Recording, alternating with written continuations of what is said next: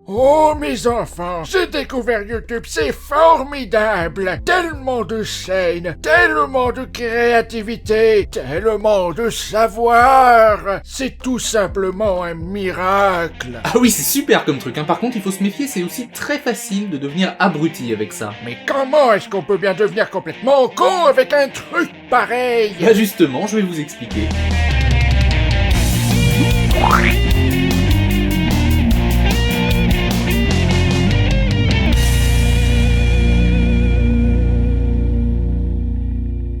Depuis plusieurs années, YouTube est entré dans nos vies et a bouleversé profondément nos habitudes. Ouais, salaud, tu craches dans la soupe et tu vas critiquer la liberté de l'expression. Non, YouTube c'est un outil formidable avec un grand potentiel qui peut permettre à des super choses d'exister. Enfin tout ça vous le savez déjà. Ouais, salaud, tu vas défendre YouTube alors qu'il brime la liberté de l'expression en bloquant les extraits de films et les trolls. Non plus, je vais simplement parler de YouTube lui-même. Quel est son but, je veux dire d'un point de vue business? La plateforme n'étant pas très rentable pour Google, il faut bien qu'ils aient de bonnes raisons d'attirer les investisseurs, parce que sinon, à un moment donné, il faut bien payer les serveurs, donc ils essayent d'optimiser les revenus. Pour ça, il y a basiquement 3 leviers. Ramener plus d'utilisateurs, donc là déjà on est 1 milliard, c'est pas mal. Faire payer de nouveaux services, comme l'abonnement Red par exemple. Et surtout, augmenter le temps que passe chaque utilisateur sur la plateforme. Et c'est ce dernier point qui détermine notamment les suggestions vidéo. Mais si vous savez, quand il y a cette espèce de trou noir de la connaissance humaine, là, tu es tranquillement en train de regarder une vidéo YouTube, et puis à un moment donné, ton œil est attiré par une vidéo qui est suggérée sur le côté, tu cliques dessus, et après, tu sais pas ce qui s'est passé, mais en gros, la finalité, c'est que t'as raté tes examens. Voilà,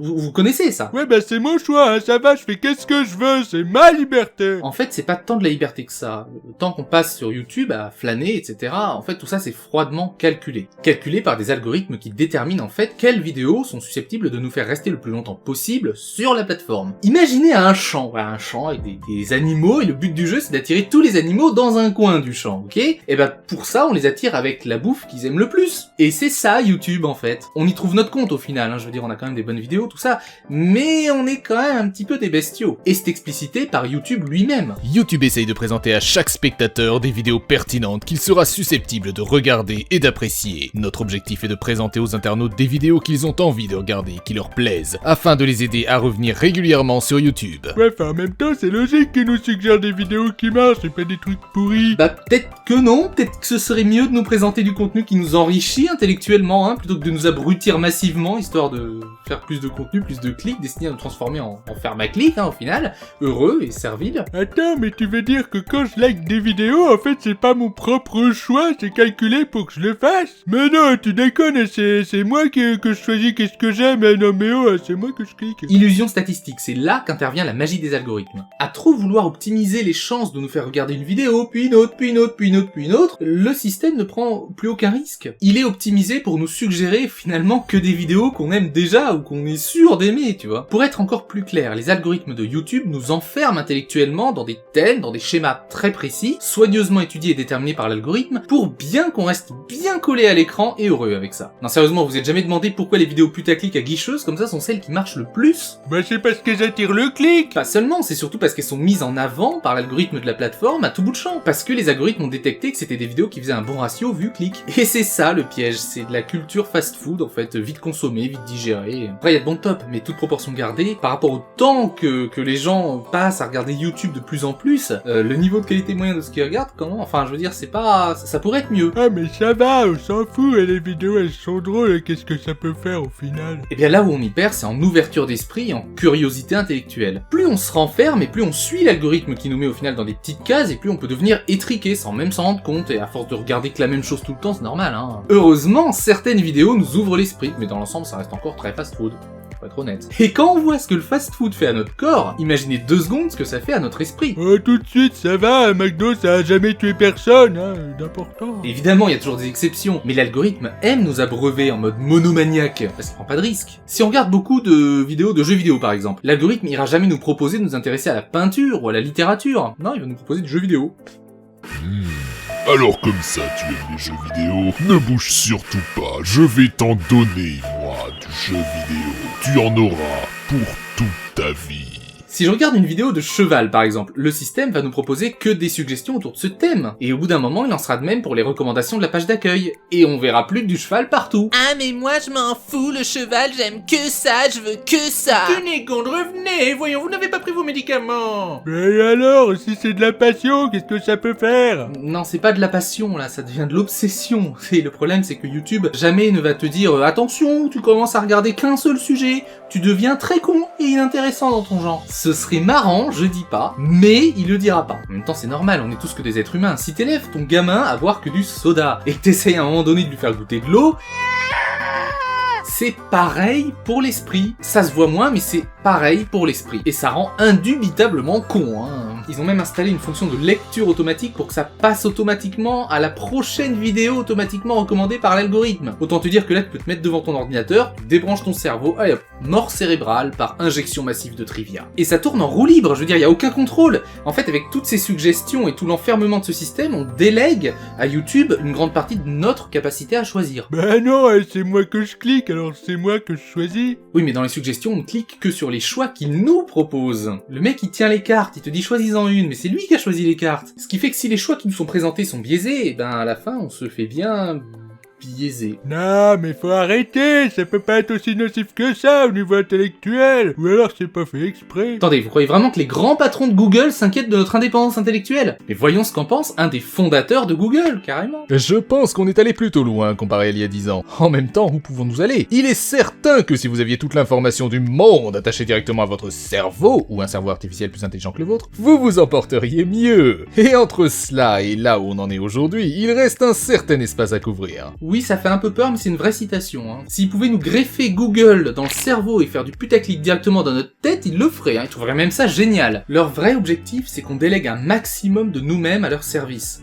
Forcément. Et ils ne s'en cachent pas. Et nous, avec le pain et les jeux, on pense y trouver notre compte à grand renfort de petits plaisirs immédiats. Jusqu'au jour où on se réveille, si on se réveille un jour, et qu'on réalise à côté de quoi on est passé à force de rester le nez dans le guidon. Mais c'est quoi concrètement les conséquences? Je veux dire, au pire, on s'en fout, nous, si on n'est pas très culturé. Le problème, c'est qu'après, déjà, on vote. Donc, puis un peuple éduqué et cultivé, c'est quand même mieux. Ah, et aussi, ça nous enferme pas que dans des thèmes, ça nous enferme aussi dans des raisonnements. Le clic émotionnel, vous connaissez? En gros, c'est les méthodes de manipulation de masse, hein, qui commencent à bien se répandre, et que les youtubeurs appliquent sans même parfois s'en rendre compte d'ailleurs. C'est quand tu fais appel à une émotion plutôt qu'à une réflexion pour attirer le clic. Par exemple, une émotion de colère avec, je sais pas moi... Ce type se fait agresser par un clown. Violence. Gros plan. Ou une émotion positive à l'inverse. Ce que va faire ce cheval est trop mignon. En fait, c'est la différence entre « il trouve un régime miracle, les médecins le détestent » et « conseil pour mieux surveiller son alimentation ». Oui, ça revient à dire qu'on nous prend pour des cons, mais en même temps, vu que ça marche...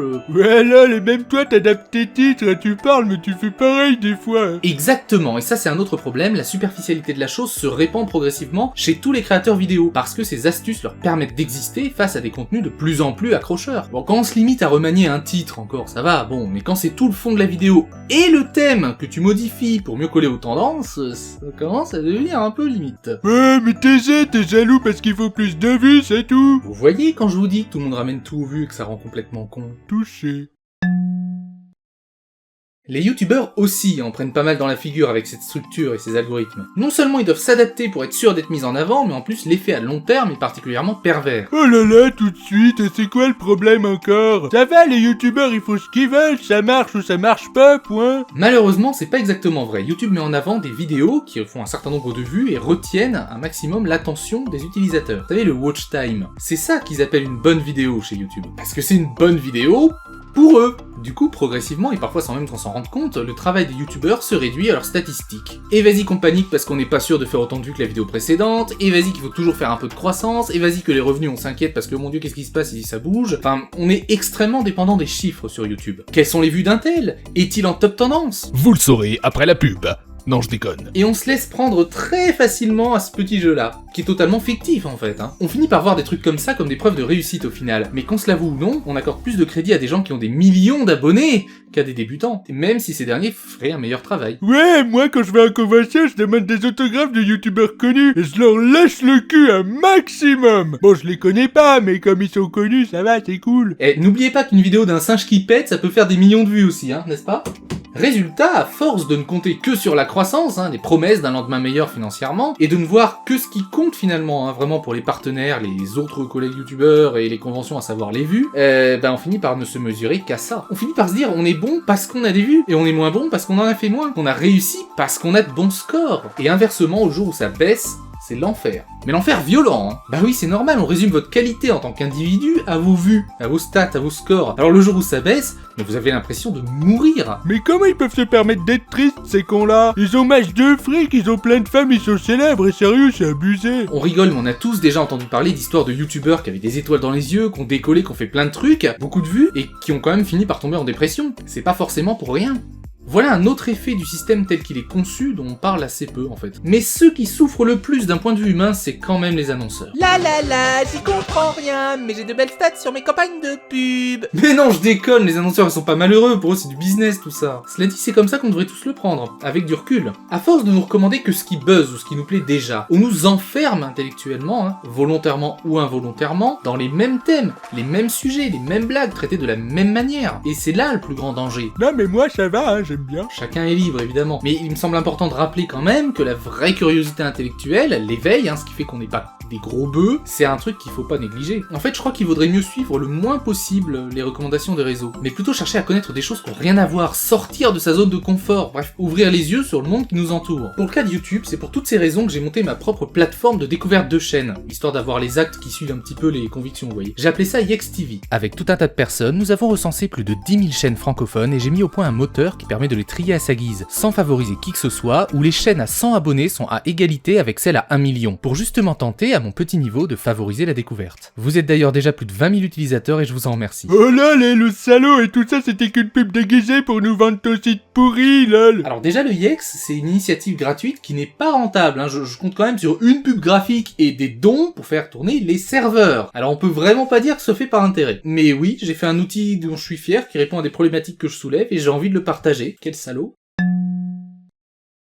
En conclusion, il faut pas oublier que YouTube, ça reste un outil formidable qui nous permet de faire des choses super, de voir des thèmes, des talents inouïs là-dessus, mais c'est pas parfait, et le risque de dérive est bien présent. Il y a quand même un prix à payer pour ces milliards d'heures de vidéos qu'on regarde là. Il faut rester extrêmement vigilant, pas se laisser embourber dans la fainéantise intellectuelle à regarder toujours les mêmes sujets en boucle, parce que c'est extrêmement facile de tomber là-dedans. Moi j'y suis tombé comme n'importe qui. Il faut juste pas que ce soit trop souvent et qu'on fasse que ça, quoi. Alors je vois déjà se ramener certains commentaires, oui, évidemment, on peut éviter que les recommandations ne soient biaisées par l'algorithme en désactivant des choses comme l'historique de recherche ou l'historique des vidéos regardées dans les réglages de Google, mon activité, tout ça, vous savez, c'est très récent, c'est les RGPD, tout ça. Très bien d'ailleurs. Mais si tu désactives tes recherches d'historique, l'algorithme il va plus se limiter à ce que tu aimes, il va juste te mettre les vidéos qui buzzent en fait. Et là, tu vas en avoir des vidéos de prank, de chatons, de top. Ah, il y a aussi une fonctionnalité qui vient juste de sortir, des notifications vous permettant de faire des pauses, qu'on peut configurer facilement dans les paramètres YouTube sur mobile par exemple. Ça c'est bien. Mais la meilleure solution pour garder l'esprit ouvert, ce sera jamais de paramétrer tel ou tel outil ou télécharger une appli. Ça reste nous, et nous seuls. Donc en ce qui concerne les algorithmes YouTube, jetons-leur des tomates pourries pour être responsable de notre champ de vision culturelle et en faire absolument n'importe quoi. Voilà, alors sinon j'ai une super idée d'appli, c'est une appli pour trouver un bon restaurant et en fait ça te redirige toujours vers le restaurant de la même chaîne. Comme ça t'es sûr d'aimer.